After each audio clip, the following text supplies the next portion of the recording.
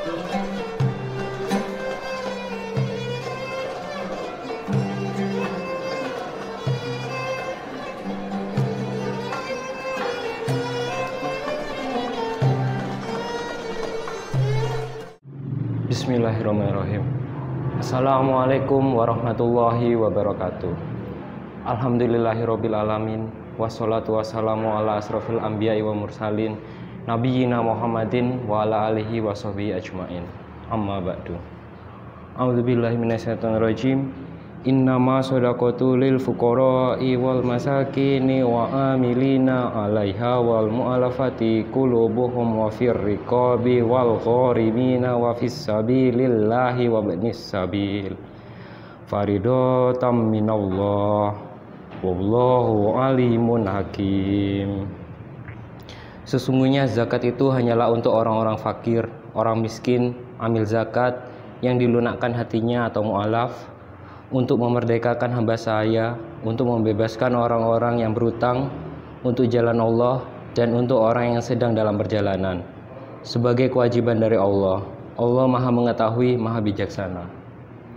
Para pemirsa Mutiara Senja yang dirahmati Allah, sesuai dengan ayat tadi, yaitu surat At-Taubah ayat 60, Allah telah menentukan orang-orang yang berhak dalam menerima zakat.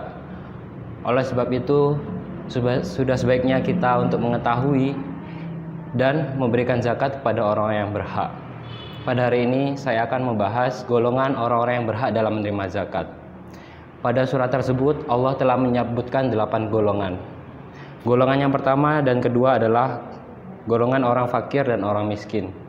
Adapun golongan orang-orang ini ialah orang yang tidak dapat mencukupi kehidupannya sehari-hari maupun dari kehidupan keluarganya, karena tidak mampu dari segi kemampuan dan kekuatan, sehingga kita membantunya dengan memberikan zakat.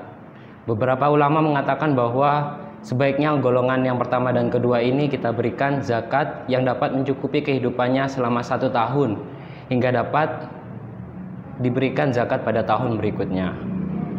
Namun ada kalanya ada orang-orang juga yang dirinya mampu dan masih kuat, namun dia masih meminta untuk diberikan zakat.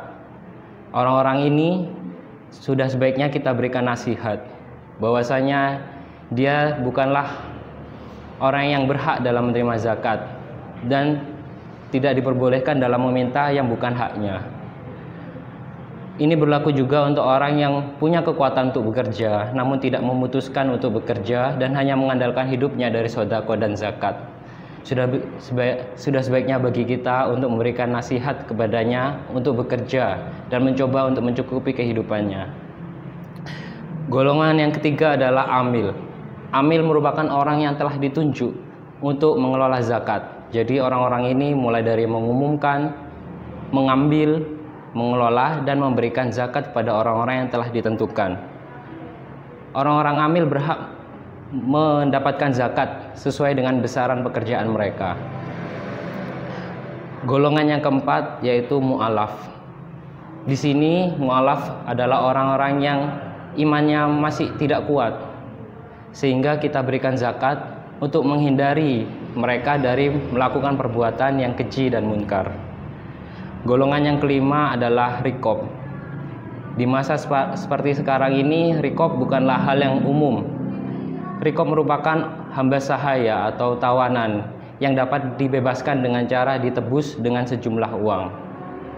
Kita dapat menebus orang-orang hamba sahaya maupun tawanan tersebut dengan uang zakat. Golongan yang keenam adalah ghorim. Ghorim adalah orang-orang yang menanggung hutang.